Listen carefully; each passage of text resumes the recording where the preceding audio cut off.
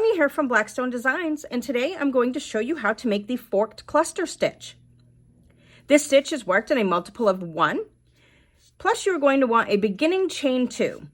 So you need to chain the intended amount of stitches plus 2 extra chains. For this tutorial, I'm going to do a chain 10.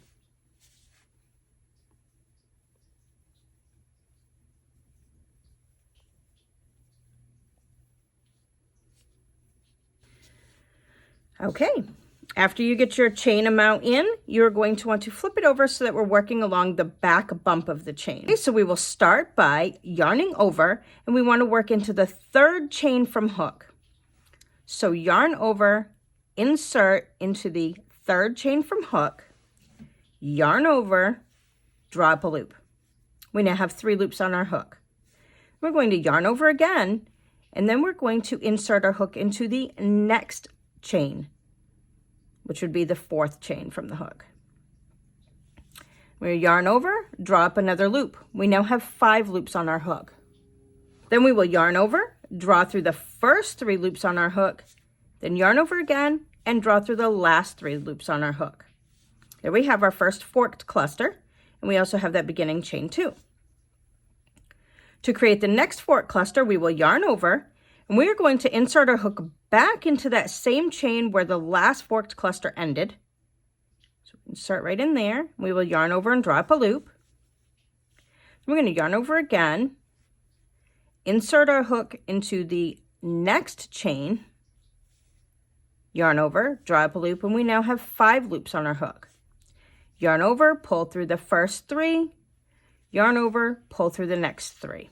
And as you can see, the forked clusters are sort of joined together because they're worked into the same stitch. One forked cluster will end in that stitch, and the next one will begin in that stitch, or chain in this case. So let's try that again. We're going to yarn over, insert our hook into that last chain where that other forked cluster ended, yarn over and pull up a loop, yarn over, insert our hook into the next chain, yarn over, pull up a loop.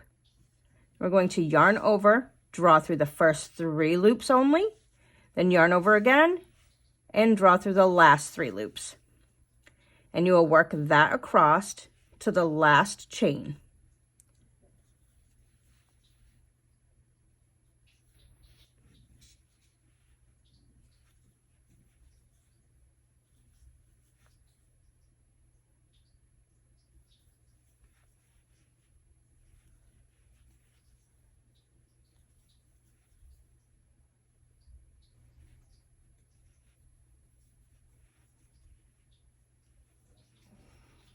Okay, now here's the last forked cluster. Yarn over, insert into the same chain that the previous one ended in. We have 3 loops. Yarn over, insert into that last chain. Yarn over and drop a loop. And there's our 5. Yarn over, pull through 3, yarn over, pull through 3. But then we are also going to put a double crochet into that last chain. And your first row will look like this. We have that beginning chain 2, then these forked clusters, then the ending double crochet. Okay, for row 2, we're going to chain 2 and turn. Then we will yarn over, insert our hook into this first stitch because that chain 2, that beginning chain 2 does not count as a stitch.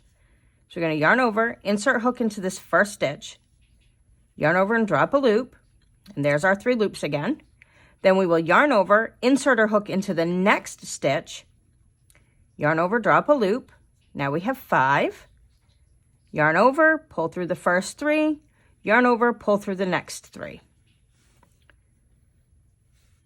Then to work the next forked cluster, we're going to yarn over, insert our hook into that same stitch that the last forked cluster ended, just like we did from row 1, drop a loop, yarn over, insert hook into the next unworked stitch, yarn over, drop a loop. There's our 5 loops, yarn over, pull through the first 3, yarn over, pull through the last 3. You'll continue working that across to the end.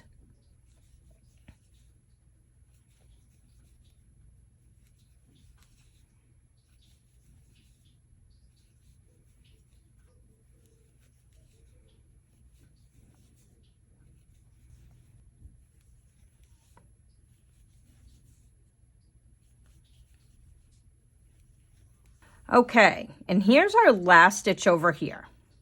So we're going to yarn over, insert our hook into that same space that the last forked cluster ended, yarn over, drop a loop, yarn over, insert our hook into this last stitch, yarn over, drop a loop, yarn over, pull through the first 3, yarn over, pull through the last 3. And then we will put a double crochet into that last stitch as well. We will not be working into the chain 2. We'll skip over that. Then we're going to chain 2 and turn. And then we will repeat row 2 until we've reached our desired height.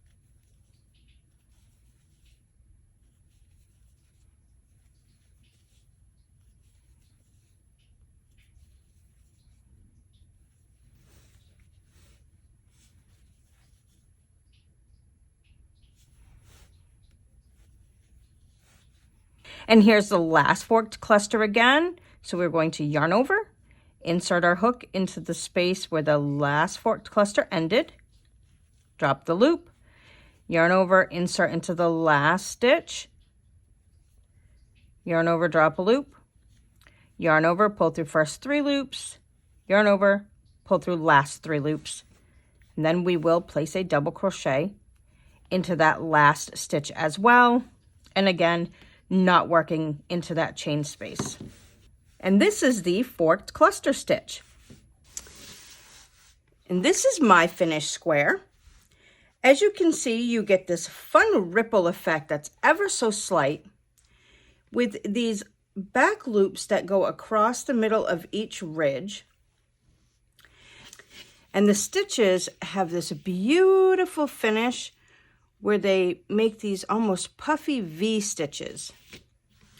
This fabric is also quite dense, so it makes it perfect for warmer projects such as blankets or an ear warmer. This square is the February square for the 2024 New Year's resolution crochet along.